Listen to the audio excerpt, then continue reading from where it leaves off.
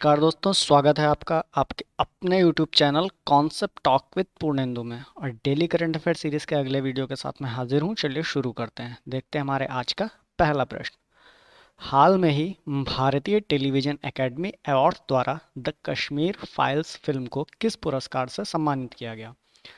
और आईटीए यानी Indian television academy के द्वारा द कश्मीर फाइल्स को golden film of Indian cinema से सम्मानित किया गया। और यह फिल्म इसी साल रिलीज़ हुई थी। फिल्म दर्शकों को काफ़ी पसंद आई थी। कुछ लोगों ने इसे प्रोपेगेंडा भी कहा था राजनीतिक कारणों से, हम उसमें नहीं जाते हैं। और विवेक अग्निहोत्री की इस फिल्म ने अपनी दिलचस्प कहानी के साथ भारतीय सिनेमा में एक बड़ा प्रभाव पैदा किया। निर्देशक के तौर पर अग्निहोत्री को बहुत सराहना मिली, कई पुरस्कार भी मिले। फिलहाल फिल्म को भारतीय टेलीविजन पुरस्कार यानी आईटीए में भारतीय सिनेमा की गोल्डन फिल्म के रूप में सम्मानित किया गया। देखते हैं अगला प्रश्न। 16 दिसंबर को भारत और नेपाल के बीच किस नाम से संयुक्त प्रशिक्षण अभ्यास शुरू हो गया है? और भारत और नेपाल के बीच में सूर्य किरण 16 का प्रशिक्षण अभ्यास शुरू हो गया है। काफ़ी फेमस एक्सरसाइज है ये। और भारत और नेपाल की सेनाओं के बीच इसका 16वां संस्करण नेपाल में सलझंडी के नेपाल आर्मी बैटल स्कूल में किया जा रहा है इसका आयोजन। और यह भारत और नेपाल के बीच प्रतिवर्ष आयोजित होने वाला एक सैन्य अभ्यास है। और Nepal strategic point of view से काफ़ी अहम हो जाता है। चाइना से काफ़ी बड़ी सीमा लगती है इसकी, और भारत से भी काफ़ी बड़ी सीमा लगती है। और इसलिए इस तरह के आयोजन काफ़ी इम्पोर्टेंट हो जाते हैं। देखते हैं अगला प्रश्न। हाल में ही किस यूरोपीय देश को यूरोपीय संघ के नेताओं ने और यूरोपीय संघ की सदस्यता के लिए औपचारिक उम्मीदवार के रूप में मान्यता दे दी है? और यह देश है बोस्निया। और सब कुछ ठीक रहा तो काफ़ी जल्द ये बोस्निया यूरोपियन यूनियन में शामिल हो जाएगा। और यूरोपियन यूनियन 27 देशों का एक समूह है जो एक सशक्त आर्थिक और राजनीतिक ब्लॉक के रूप में कार्य करता है। इसके 19 सदस्य देश अपनी आधिकारिक मुद्रा के तौर पे यूरो का उपयोग करते हैं। जो 27 देश हैं उनमें से 19 सदस्य देशों की मुद्रा जो है वो सिर्फ यूरो है। और क्योंकि एक आर्थिक संगठन है तो एक ही मुद्रा रहेगी, तो इन 19 सदस्य देशों में आपस में लेन देन में काफ़ी आसानी हो जाएगी। और इसके जो 8 सदस्य देश हैं वो अपनी मुद्रा का उपयोग करते हैं, यूरो का उपयोग नहीं करते हैं। देखते हैं अगला प्रश्न। हाल में ही भारतीय राज्य तेलंगाना के किस चने को पंजीकृत जीआई टैग मिला है? और तेलंगाना के लाल चने को पंजीकृत जीआई टैग मिला है। और ये जो लाल चना होता है तेलंगाना में, खासकर तेलंगाना के तंदूर क्षेत्र में बोया जाता है। और जीआई टैग होता क्या है? तो जीआई टैग इसको भौगोलिक संकेतक बोलते हैं, जियोग्राफिकल इंडिकेशन। और इसका इस्तेमाल ऐसे उत्पादों के लिए किया जाता है जिनका एक विशिष्ट भौगोलिक मूल क्षेत्र होता है, यानी कि कोई ऐसा उत्पाद जो पर्टिकुलर उस क्षेत्र में ही उत्पादित हुआ हो सबसे पहले, और वहाँ की कंडीशंस के हिसाब से उसमें गुण हो। इन उत्पादों की विशिष्ट विशेषता एवं प्रतिष्ठा भी इसी मूल क्षेत्र के कारण होती है। कोई भी उत्पाद होता है, कोई भी फसल है, वो यहाँ से दूसरी जगह भेजी जा सकती है, मगर जिस जगह वो अपने आप उगी, सबसे पहले उगी, वहाँ का जो एटमॉस्फेयर है, वहाँ का जो पानी है, जो प्रभाव है, वो उस उत्पाद में दिखाई पड़ता है और उसकी विशिष्ट विशेषता बन जाती है और प्रतिष्ठा भी एक तरह से बन जाती है। और जीआई टैग मिलने का एक बेनिफिट ये है कि इस तरह का जो संबोधन है उत्पाद की गुणवत्ता और विशिष्टता का आश्वासन देता है। मतलब कि पर्टिकुलर उसी जगह के उसको जीआई टैग मिला है, यानी ये उसी जगह उत्पादित हुआ है, तो कभी भी आप उसको इंटरनेशनल मार्केट में सेल आउट करने जाएंगे तो उस जगह का वो जो उत्पाद होगा उसकी गुणवत्ता जो होगी उसमें कोई प्रश्न चिन्ह खड़ा नहीं होगा। और वो अपने आप में सर्वाधिक गुणवत्तापूर्ण होगा और उसका प्राइस भी सर्वाधिक होगा पूरे विश्व में उस जगह से। देखते हैं अगला प्रश्न। हाल में ही भारत के किस राज्य ने अगले साल से वहाँ के न्यायालयों के आदेश में हिंदी में मिलने का उसको ऐलान किया है, जो वहाँ के आदेश होंगे? और ये हरियाणा ने किया है।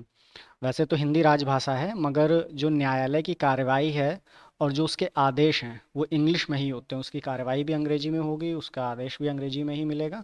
मगर हरियाणा में अगले साल से जो उसका आदेश है उसे हिंदी में दिए जाने की घोषणा की गई है। और ये काफ़ी अच्छा है क्योंकि आदेश जो है वो आम आदमी के लिए होता है, तो कम से कम जिसके लिए वो आदेश है उसे पता तो चले, वो समझ तो सके।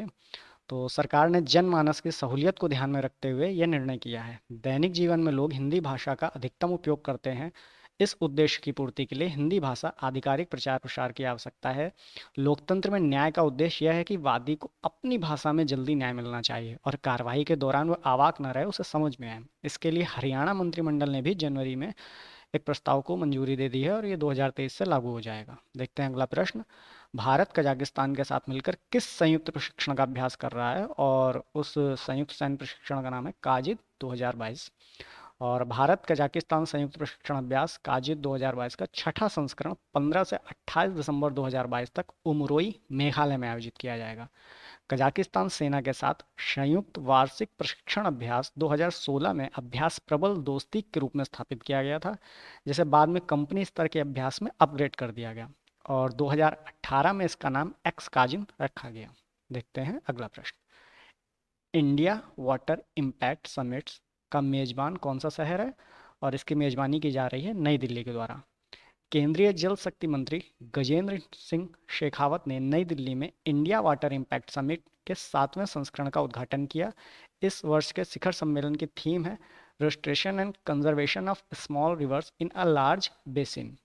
इंडिया वाटर इम्पैक्ट समिट का आयोजन नीति आयोग द्वारा डॉक्टर अंबेडकर इंटरनेशनल सेंटर में किया जा रहा है और इस समिट में जल और नदियों पर चर्चा की जा रही है, साथ ही नदियों के संरक्षण के लिए रणनीति भी तैयार की जा रही है। और मेन जो चर्चा है ये इस पे कि जो छोटी नदियां हैं वो किस तरह से बड़ी नदियों में जाकर विलीन हो जाती हैं और बड़ी नदियां बसती हैं, छोटी नदियां धीरे धीरे समाप्त होती जा रही हैं, तो इन्हें कैसे बचाया जाए। देखते हैं अगला प्रश्न। कृषि डिसीजन सपोर्ट सिस्टम यानी कि कृषि डीएसएस विकसित करने के लिए कृषि मंत्रालय ने किस विभाग के साथ भागीदारी की है, और यह भागीदारी की गई है कृषि मंत्रालय और अंतरिक्ष विभाग के साथ। और इसमें बेसिकली है क्या कि जो अंतरिक्ष विभाग है वो अपने उपग्रह जो सैटेलाइट्स हैं उनके माध्यम से किसी क्षेत्र विशेष की भौगोलिक स्थिति का पता लगाएगा, वहाँ वातावरण कैसा है, वहाँ जल कैसा है, वहाँ किस तरह की आपदाएं आने वाली हैं, उपग्रहों से आसानी से पता लग जाएगा और इस डेटा का जो उपयोग है वो कृषि को संरक्षित करने और उसको और अधिक विकसित करने के काम में आएगा। देखते हैं अगला प्रश्न। भारत के मुख्य न्यायाधीश DY चंद्रचूड़ ने किस राज्य में 10 जिला अदालत डिजिटलीकरण हब का उद्घाटन किया है, और यह उद्घाटन किया गया है ओडिशा में।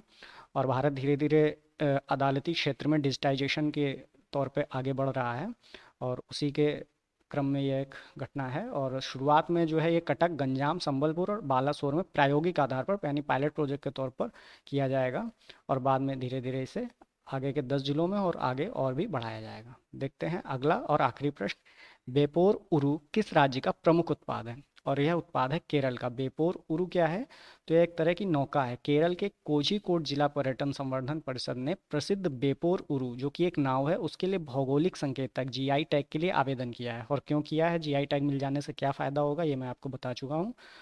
और यह एक लकड़ी का जहाज या नौकायन पोत है जिसमें बेपोर केरल में कुशल कारीगरों और बढ़ई द्वारा दस्तकारी की जाती है। काफ़ी नक्काशीदार नौका होती है और बेपोर नौकाएं केरल के व्यापारिक संबंधों और खाड़ी देशों के साथ मित्रता का प्रतीक हैं। और इसी के साथ हमारा आज का सेशन समाप्त होता है। धन्यवाद।